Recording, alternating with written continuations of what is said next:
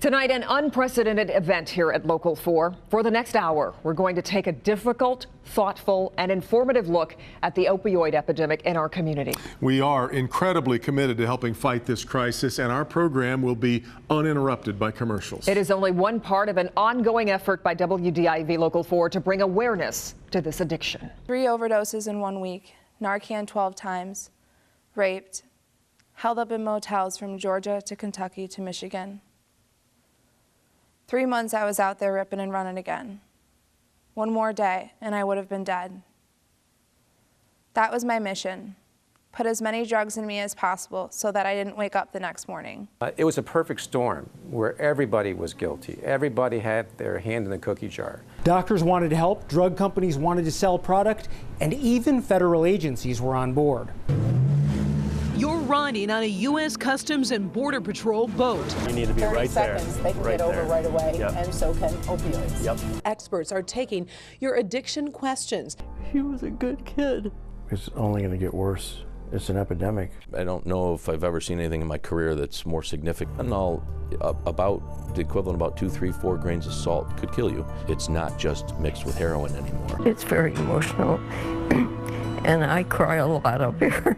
The babies are born with neonatal abstinence syndrome caused by opioid addiction. Addiction does not take the same form in everyone. That means the answer to getting clean is also different for everyone. The most important thing, though, to understand is, as difficult as it can be, there is hope.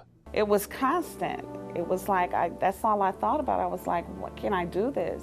Maybe the hardest question to answer, because for the addict, the road starts with denial. This doesn't make anyone a bad person. This is a disease that we just need to get help. I am in our Help for Hurricane Relief phone bank.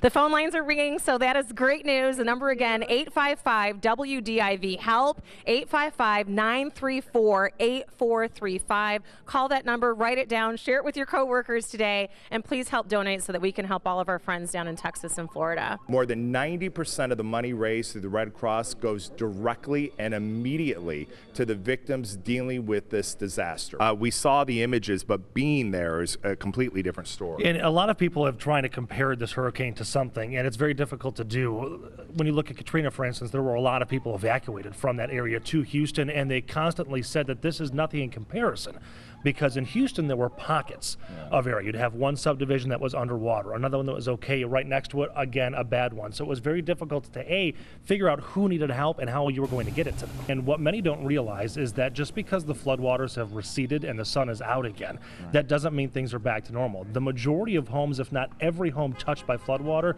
has to be rebuilt or torn down. We have Kelly Stafford, wife of Lions quarterback Matthew Stafford, who had a great weekend. Kelly and Matthew have a lot of connections to Texas, to Florida. I'd like to donate $50,000, $25,000 to Red Cross Florida and $25,000 to Red Cross Texas to help the efforts.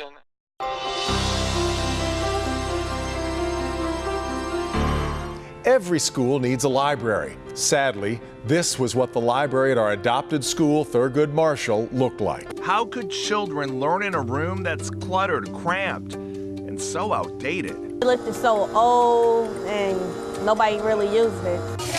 My Local 4 colleagues pitching in and helping me clear all the clutter. A crew from Hire at Dawn working to remove old bookcases.